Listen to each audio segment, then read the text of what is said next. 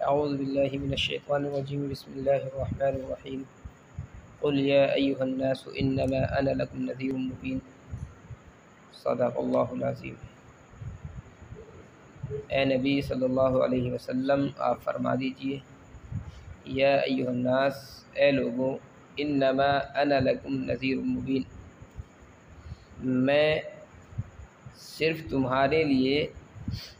ایک کھلے طور پر ڈرانے والا ہوں۔ یہ کہ میری جو ذمہ داری ہے وہ صرف یہ ہے کہ اللہ کے احکامات کو تم لوگوں تک پہنچا دوں۔ اللہ تعالیٰ نے اپنی اتباع اور اپنی اطاعت کے نتیجے میں جن انعامات کا وعدہ فرمایا ہے وہ انعامات تمہیں بتاؤں، ان کی خوشخبری تمہیں سنا دوں، اور اللہ کی اطاعت نہ کرنے، اللہ کی نافرمانی کرنے کے نتیجے میں اللہ تعالیٰ نے جن عذاب کی وعید سنائی ہے ان عذاب سے تم کو ڈراؤں۔ میرا صرف اتنا کام ہے، یعنی میں جو ہوں صرف درمیان کا قاصد ہوں۔ فالذین آمنوا وعملوا الصالحات لہم مغفرۃ ورزق کریم، بس وہ لوگ جو ایمان لائے اور جنہوں نے نیک اعمال کیے، لہم مغفرہ، ان کے لیے مغفرت ہے، ورزق کریم، اور عزت کی روزی ہے۔ رزق کریم سے جو مراد ہے یہاں پر جنت ہے۔ والذین سعوا فی آیاتنا معاجزین، اور وہ لوگ جو ہماری آیتوں میں کوشش کرتے ہیں، معاجزین، عاجز کرنے کے لیے، مطلب یہ ہے کہ قرآن کریم کی جو آیات ہوتی ہیں وہ ان کو باطل قرار دینے کی کوشش کرتے ہیں، ان کے اندر غلطیاں تلاش کرتے ہیں کہ کسی طریقے سے قرآن کریم کی کسی آیت میں کوئی غلطی نکلے تو ہم اس کو اچھالیں۔ اولئک اصحاب الجحیم، یہی لوگ ہیں جہنمی۔ وما ارسلنا من قبلک من رسول ولا نبی الا اذا تمنى القى الشیطان فی امنیته، اور ہم نے آپ سے پہلے کوئی رسول یا کوئی نبی نہیں بھیجا مگر جب اس نے تلاوت کی القى الشیطان فی امنیتی، تو شیطان نے ان کے پڑھنے میں شبہ ڈال دیا۔ فینسخ اللہ ما یلقی الشیطان، پھر اللہ تبارک و تعالی نیست و نابود کر دیتا ہے ان شبہات کو جو شیاطین ڈالتے ہیں۔ ثم یحکم اللہ آیاتی، پھر اللہ تعالیٰ اپنی آیتوں کو مستحکم کر دیتا ہے۔ واللہ علیم حکیم، اور اللہ جاننے والا اور حکمت والا ہے۔ یہ ایک عام ضابطہ بیان کیا گیا ہے کہ کوئی بھی رسول اور نبی جب اللہ کا کلام لے کر کے، اللہ کے احکامات لے کر کے اپنی امت تک آتا ہے تو شیاطین جو ہیں بیچ میں خلل ڈالتے ہیں، شبہات لوگوں کے دلوں میں پیدا کرتے ہیں، اور ان شبہات کی وجہ سے لوگ ان احکامات کو تسلیم نہیں کرتے، شک اور شبے میں پڑ جاتے ہیں کہ کیا واقعی اللہ کی جانب سے ہیں، اور کیا ان کے اندر جو وعدہ کیا گیا کہ واقعی وہ اللہ کی جانب سے وعدہ کیا جا رہا ہے۔ تو اس طریقے سے شکوک و شبہات وہ لوگ ڈالتے ہیں، شیاطین ڈالتے ہیں، جس کا نتیجہ یہ ہوتا ہے کہ انسان پھر ہدایت سے محروم ہو جاتا ہے۔ اس آیت کا صاف اور ظاہری مطلب جو ہے وہ بے غبار جو مطلب ہے وہ یہی ہے کہ جب کوئی بھی نبی اللہ کا کلام لوگوں کے سامنے پڑھتا ہے تو شیاطین، کفار و مشرکین کے دلوں میں اس کلام کے متعلق شکوک و شبہات ڈال دیتے ہیں۔ فینسخ اللہ ما یلقی الشیطان، پھر اللہ مٹا دیتا ہے، ختم کر دیتا ہے ان تمام شکوک و شبہات کو جو شیطان نے ڈالے۔ کیسے ختم کر دیتا ہے اللہ تبارک و تعالیٰ؟ ان شکوک و شبہات کا جواب دے کر کے۔ ثم یحکم اللہ آیاتی، پھر اللہ اپنی آیتوں کو مستحکم اور مضبوط کر دیتا ہے۔ ظاہر ہے مضبوط تو پہلے بھی اور مستحکم پہلے بھی تھی آیتیں، لیکن جو شکوک و شبہات لوگوں کے دلوں میں پیدا ہوئے، ان شکوک و شبہات کا جب جواب دے دیا گیا تو ظاہر ہے قرآن کریم کی آیات کے جو مضامین تھے وہ اور زیادہ مضبوط اور مستحکم ہو گئے۔ اس آیت کے تعلق سے ایک اور تفسیر مذکور ہے جو بعض مفسرین نے ذکر کر دی ہے، قابل اعتبار نہیں ہے۔ ایک واقعہ غرانیق اس موقع پر لوگ ذکر کرتے ہیں کہ نبی صلی اللہ علیہ وسلم ایک مرتبہ قرآن کریم تلاوت فرما رہے تھے،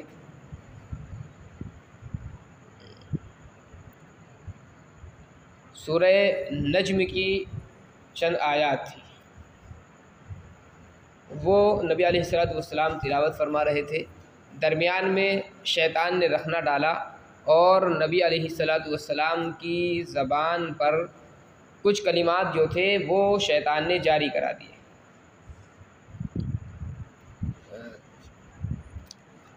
سورہ نجم دیکھیں ہم پہلے، تاکہ اس سے بات مکمل طور پر سمجھ میں آ جائے۔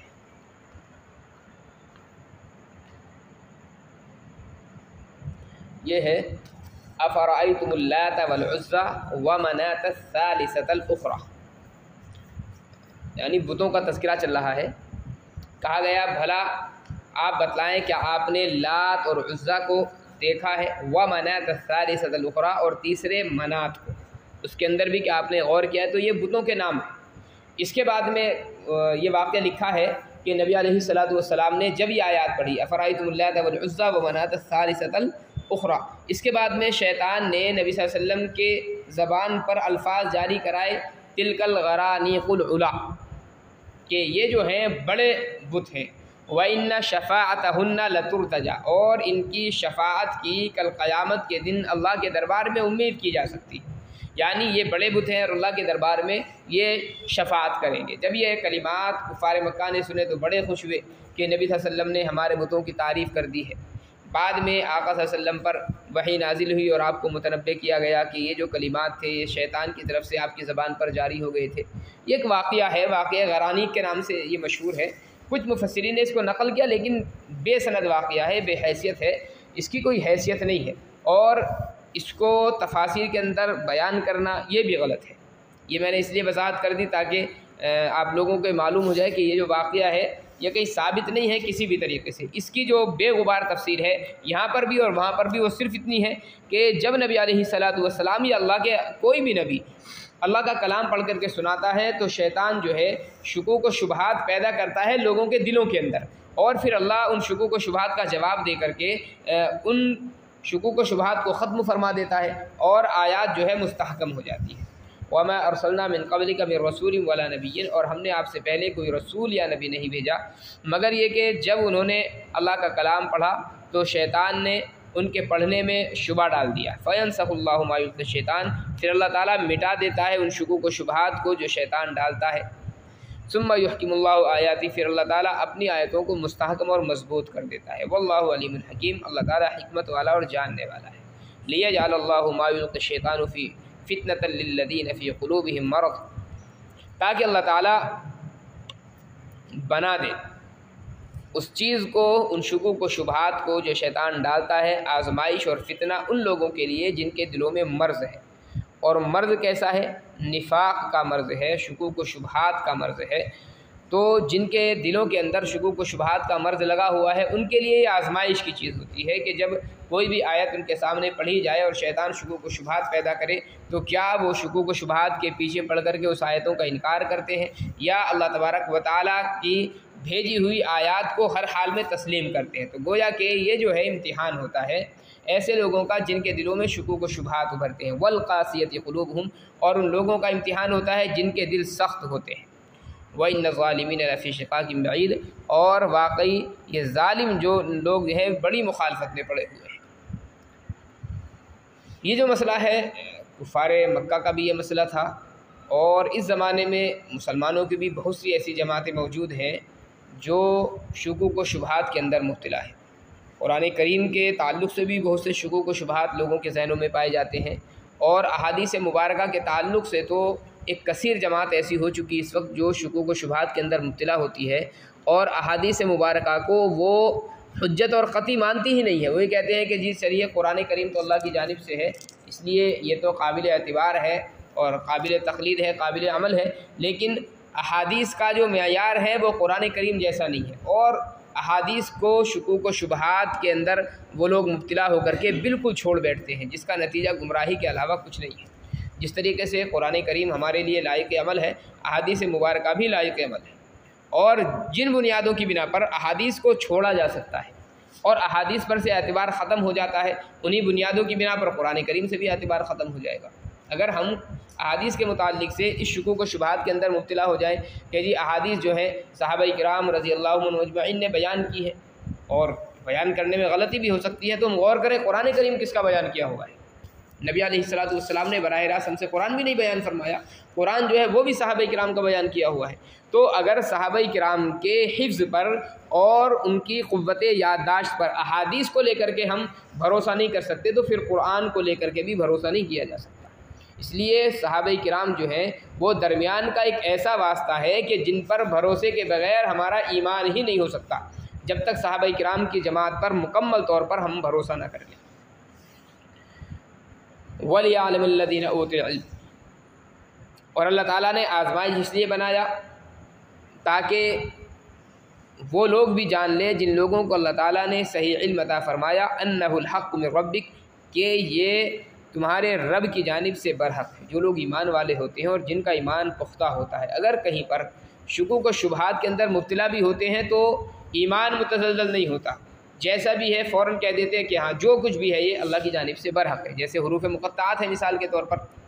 ہم جانتے ہی نہیں ان کے معنی، اب اگر ہم یہ کہنے لگے کہ ہم ان کے معنی نہیں جانتے تو ان کو پڑھ کر کے کیا فائدہ، اور اللہ کی جانب سے اگر ہے تو ان کی وضاحت تو ہونی چاہیے تھی۔ ظاہر ہے جو ایمان والا ہے وہ یہ کہہ دیتا ہے کہ ہم اگرچہ ان کے معنی نہ جانتے ہوں لیکن اتنا ہمارا یہ عقیدہ ہے کہ جو کچھ بھی اللہ نے ان حروف سے مراد لیا ہے وہ برحق ہے۔ تو یہ ایمان کی ایک علامت ہے، تاکہ اللہ تعالیٰ جان لے ان لوگوں کے تاکہ وہ لوگ جان لیں جو علم والے ہیں کہ یہ اللہ کے نزدیک اللہ کی جانب سے ایک برحق چیز ہے۔ فَيُؤْمِنُوا بِهِ، وہ اس کے اوپر ایمان لے کر کے آئیں۔ فَتُخْبِتَ لَهُ قُلُوبُهُمْ،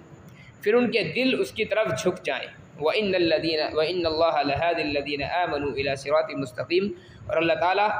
ہدایت سے نوازتا ہے ان لوگوں کو جو ایمان لائے صراط مستقیم کی۔ اللہ ان لوگوں کو سیدھا راستہ دکھلا دیتا ہے جو ایمان لے کر کے آئے۔